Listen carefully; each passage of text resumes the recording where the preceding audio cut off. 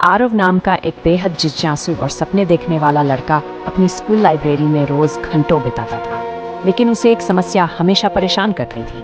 वह किसी भी कहानी को पूरा पढ़ ही नहीं पाता था।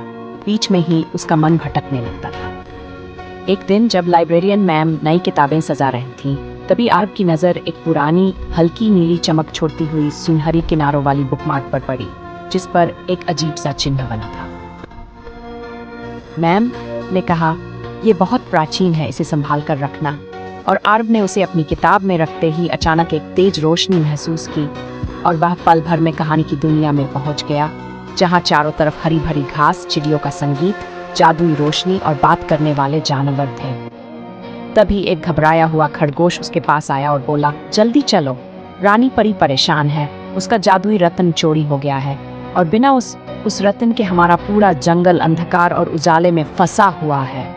आरव डर भी रहा था और उत्साहित भी, लेकिन उसने खरगोश का हाथ पकड़ा और गहरे जंगल में पहुंचकर रानी परी से मिला, जो उदास होकर बोली, रत्न को 3 टुकड़ों में तोड़कर कहानी की दुनिया खतरनाक भागों में फेंक दिया गया है और सिर्फ बाहरी दुनिया का बच्चा ही उन्हें ढूंढ सकता है। तभी बुकमार्क चमक उठा और जमीन पर एक सुनहरी लाइन बन गई, जो आरव को उसकी यात्रा पर ले जा रही थी।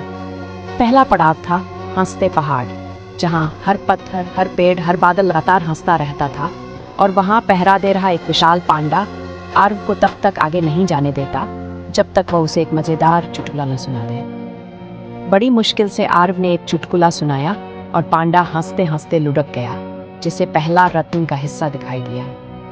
दूसरा पड़ाव था फुसफुसाहटों की झील, जिसके पानी हवा की तरह धीरे धीरे बात करते थे और आरव को बताया कि दूसरा हिस्सा गहराई में छुपा है। लेकिन जब आरव बोला कि वह तैर नहीं सकता, तो झील की लहरें नर्म हाथों की तरह उसे नीचे ले गई और उसने चमकता हुआ दूसरा हिस्सा उठा लिया। अब सबसे कठिन जगह बची सन्नाटे की गुफा, जहां इतनी चुप्पी थी कि आरव अपने दिल की धड़कन भी सुन सकता था। अंदर उसे एक काला साया दिखा, जो असल में एक छोटा डरपोक छछूदर था, जिसने रत्न सिर्फ इसलिए चुराया था ताकि कोई उसे नोटिस करे और उससे दोस्ती करे।